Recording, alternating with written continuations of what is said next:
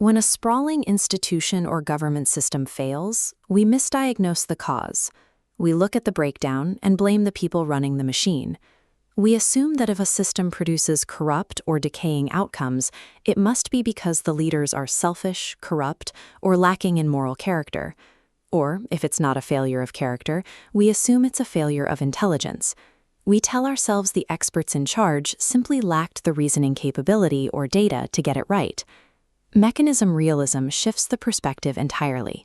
It treats the individual agent, their character and their reasoning, as a parameter, not the function. The architecture itself is the load-bearing variable. If the machine's logic is flawed, the output remains identical no matter who you put in the cockpit.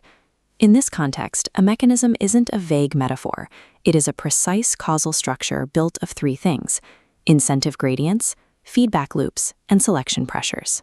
If you change the individuals without changing that underlying architecture, you change absolutely nothing at scale.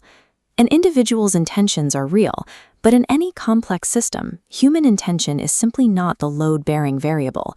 If you place good people inside a poorly designed mechanism, they will reliably produce bad outcomes. The system forces their hand. Conversely, if you place bad actors inside a rigorously designed mechanism, they can produce stable, acceptable outcomes.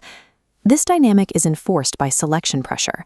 A system doesn't argue with agents who refuse to align with its incentives. It ruthlessly removes them. A bridge designed with the wrong physics will collapse regardless of the engineer's sincerity. A civilization designed with the wrong coordination models works the exact same way. The timelines differ, but bad design guarantees failure in both. A civilization's outputs reflect its structural architecture. What a society claims to value, or what its leaders intend, is a story. The mechanism is reality. Most political thought operates from a framework we can call moralism. This assumes bad outcomes are the direct result of corrupt or selfish individuals in power.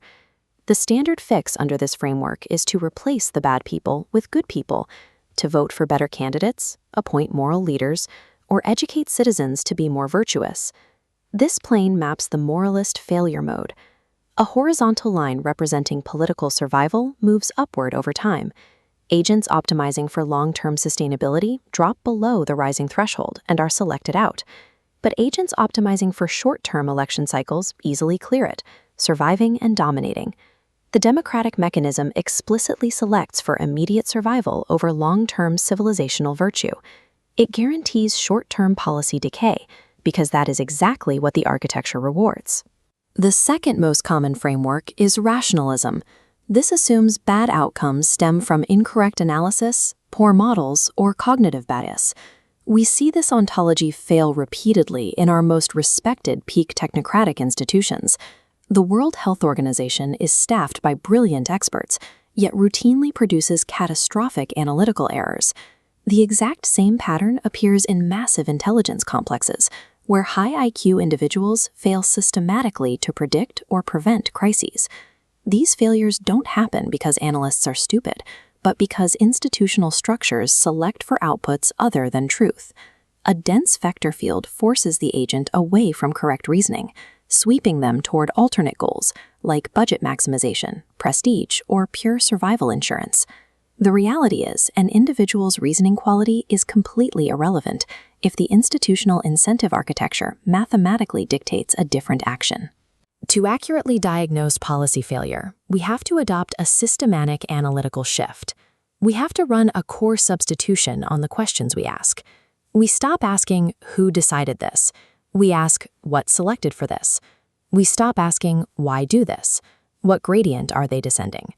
Apply this to a building inspector intending to ensure structural safety. Working in a mechanism that rewards permit volume over safety, they inevitably maximize permit throughput. A teacher who genuinely wants to provide a broad education but operates in a mechanism rewarding standardized test scores will strictly teach to the test.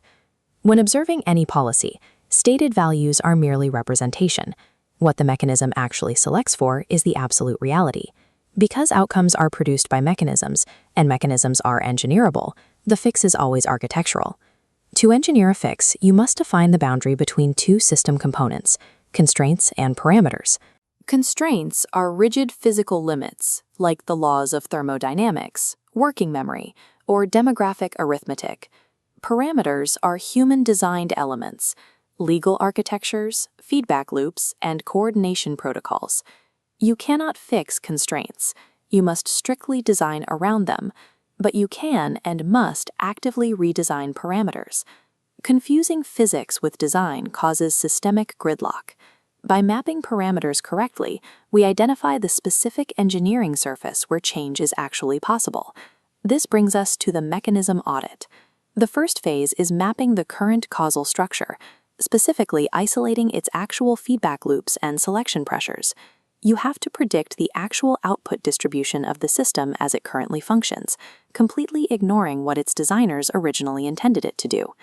No parameter redesign is possible without first specifying a telos, an explicit objective function for the system to target. If a system is to persist against selection pressure, it must navigate physical constraints. It must manage its energy, its boundaries, and its information flow.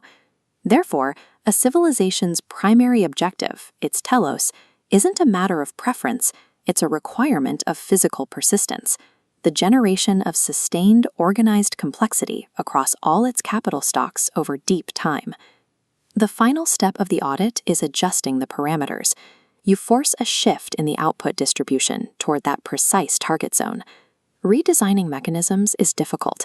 It will trigger aggressive resistance from the exact agents who currently benefit from the decay.